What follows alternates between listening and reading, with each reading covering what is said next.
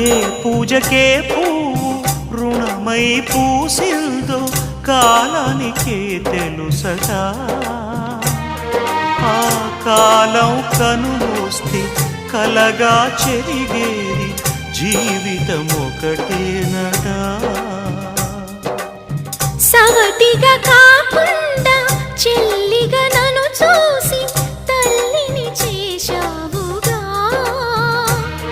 ఈ పారాణి పాదాలు సేవించినా గాని రుణమే తీరదుగా. ఇది కలకాలమై